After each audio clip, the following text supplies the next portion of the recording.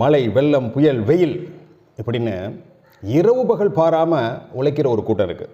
அதாவது 6 மணி நேரம் 8 மணி நேரம் டியூட்டி இல்லை, 24 மணி நேரம் 24/7 ஒரு கூட்டம் இப்படி உழைச்சிக்கிட்டு இருக்கு. ஒன்றும் வேண்டாங்க, ஒருத்தர் தொழில் செய்கிறாரு அப்படின்னு வச்சுக்குவோம்.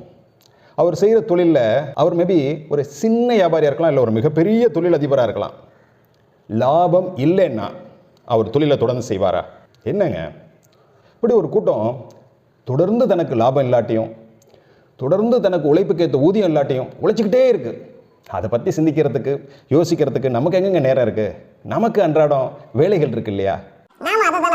நாம் என்ன செய்ய போகிறோம்?